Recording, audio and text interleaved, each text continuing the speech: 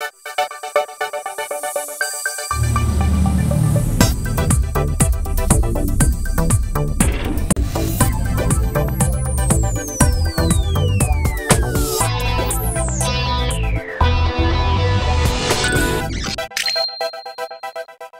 Friends, मैं हूं doctor Divya and welcome to food factor.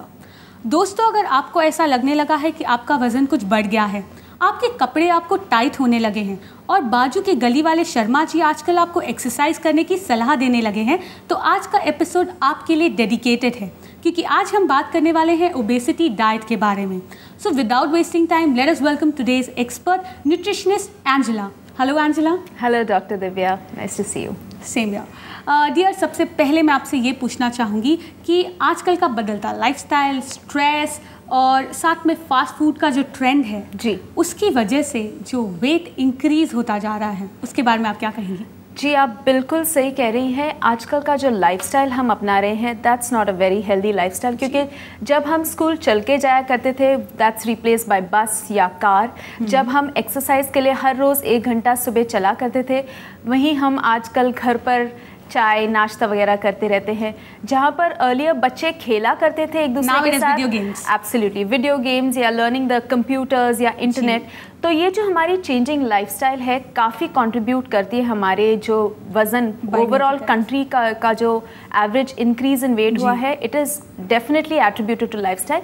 लेकिन इसके अलावा इंडिविजुअल से इंडिविजुअल में भी फ़र्क आता है, डिपेंड्स ऑन द सेक्स। अगर आप लड़का हो या लड़की, आपकी जो एज के साथ भी वज़न ऑटोमेटिकली बाय डिफ़ॉल्ट इंक्रीज तो होता ही है। एंड ऑफ कोर्स अगर हार्मोनल चेंजेस हो जाए, जैसे कि थायराइड की बीमारी किसी को हो, तो उससे भी कंट्रीब्यूट होता है। बट ऑफ कोर्स लाइफस्टाइल अगर आप चेंज करें तो काफ़ी हद तक आपका वेट कंट्रोल में आप रख सकते हैं। ओके, बट एक डाइट जो फैक्टर होता है, जो बहुत ही इंपॉर्टेंट फैक्टर होता है हमारी लाइफस्टाइल के लिए, तो उसमें भी बहुत सारे चेंजेस आ गए हैं।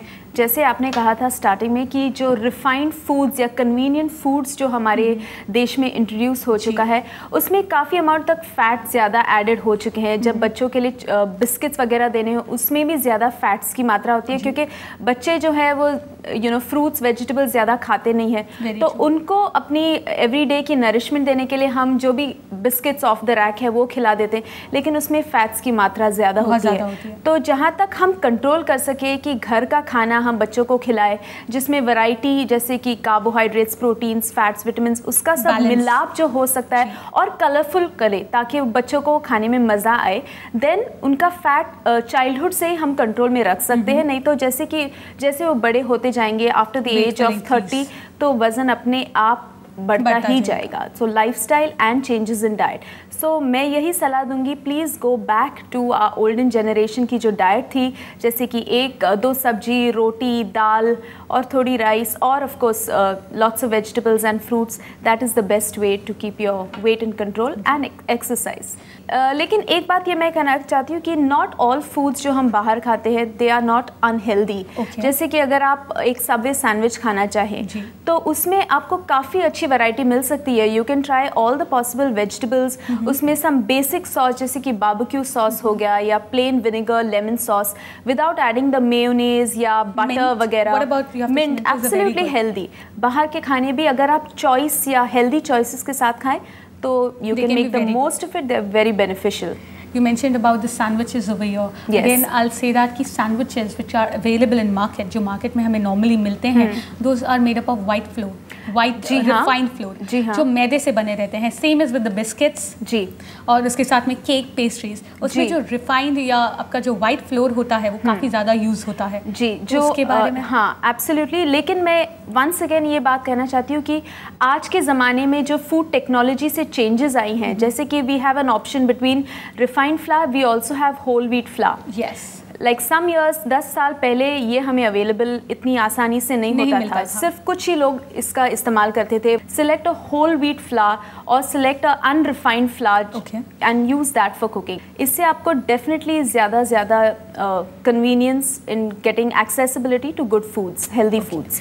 ओबेसिटी से जब हम कनेक्ट करते हैं तो एक फैक्टर बहुत ज़्यादा आ जाता है, that is whenever a person is obese he is actually suffering from constipation या कब्ज जिसे बोलते हैं, उससे सफ़र कर रहा होता है। जी, तो उसके बारे में आप क्या बताएंगी? जी, सबसे पहले मैं ये बात बता दूं कि ओबेसिटी का जो डेफिनेशन है means you have to be 20% above your ideal body weight. Okay. So अगर आप 5 to 10% above your ideal body weight है आपके एज और सेक्स के लिए, सो उसे ओवरवेट कहते हैं।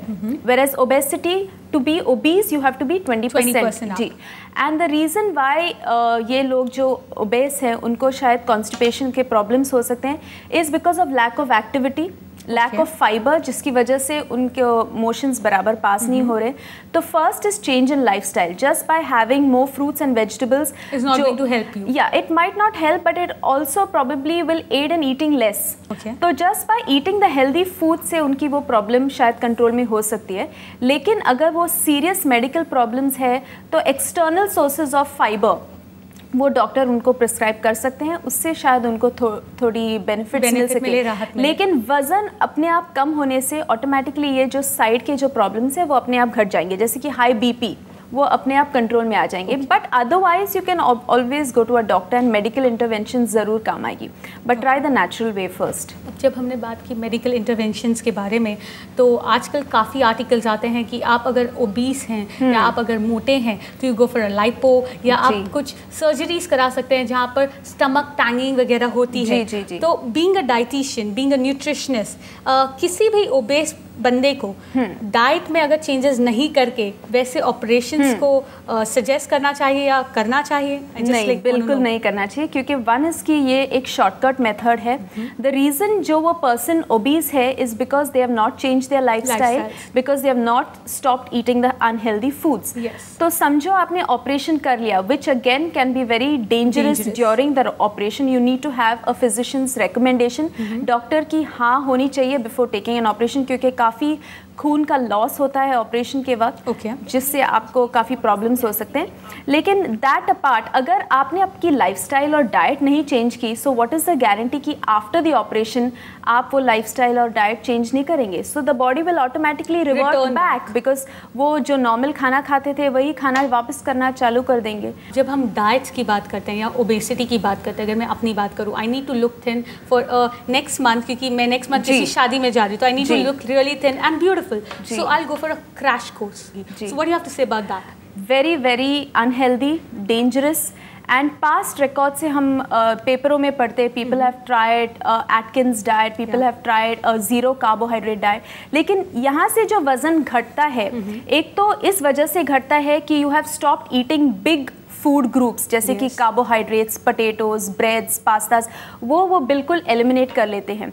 लेकिन सिर्फ एक महीने के लिए।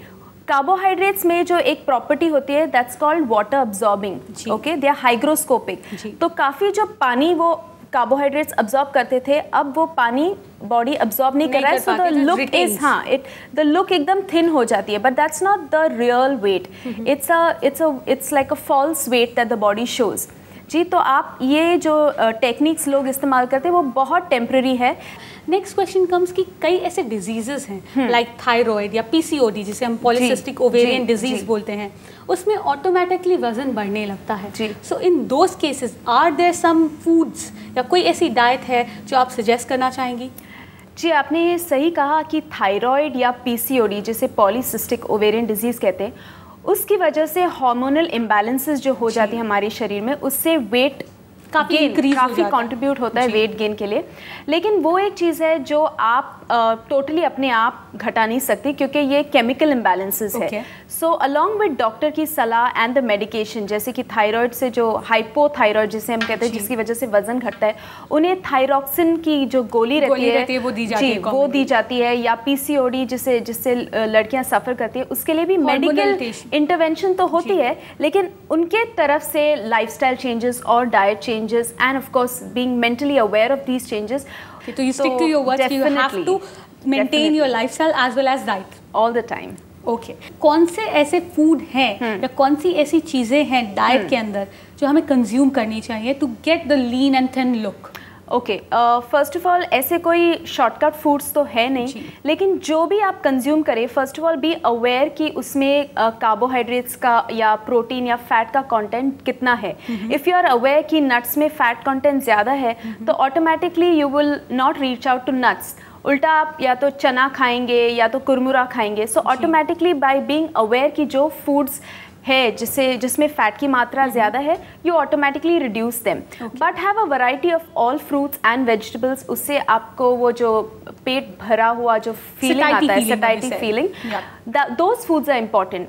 एंड एट दिस पॉइंट मैं ये भी कहना चाहती हूँ कि कुछ फूड्स ऐसे हैं जैसे कि broccoli for example, they are negative calorie foods which is very interesting, क्योंकि वो फूड को बर्न करने में हमारा बॉडी ज्यादा कैलोरीज इस्तेमाल करता है। One more I wish to mention over here, that is watermelon. जी, वाटरमेलन, कैबेज, ब्रोकली, ये सब नेगेटिव कैलोरी फूड्स है जो अगर आप खाएंगे तो already your body is taking in less calories, लेकिन आपकी बॉडी ज़्यादा कैलोरीज इस्तेमाल कर रही है वो फूड को बर्न करने में, डाइजेस्ट करने के लिए। Absolutely. So have more negative calorie foods, have plenty of fruits and vegetables, and बाकी के जो फूड के कॉन्स्टिट्यूएंट्स है जैसे कि चपाती, दाल, ब्रेड, वो आप मॉडरेट अमाउंट्स में खाएं, इंक्लूडिंग दाल, प्रोटीन, दही वगैरह मॉडरेट अमाउंट्स में, लेकिन fruits and vegetables in high amounts.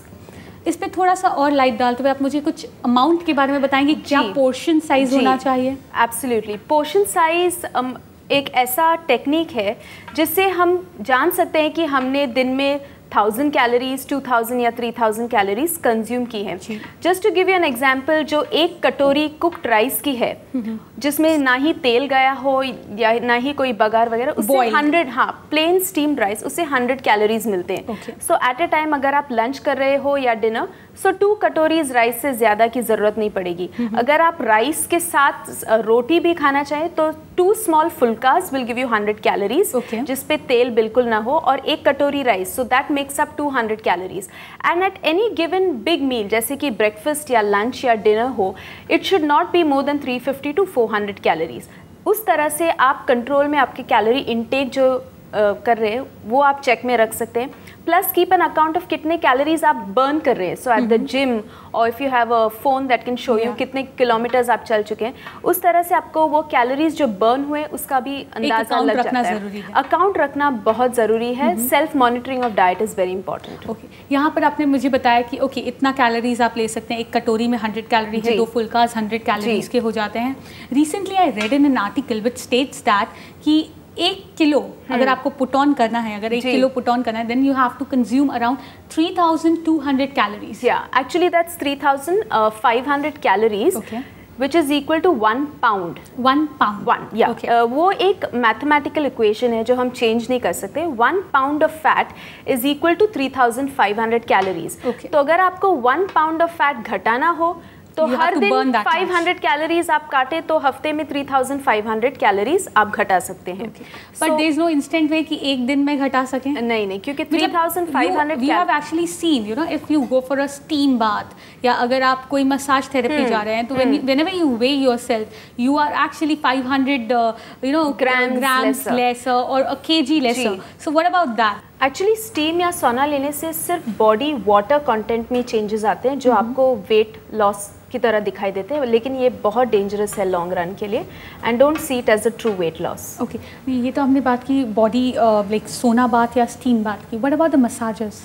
जी, उससे भी it's just a change in the fat cells के जो लोकेशन है, लोकेशन चेंज होता है। जी बिल्कुल, यहाँ वहाँ थोड़ा, सो यू माइट सी कि आपकी टमी थोड़ी हो गई है, but that's not a true weight loss. Thank you very much Angela, आपने इतनी सारी इन्फॉर्मेशन हमें बताई। Thank you very much.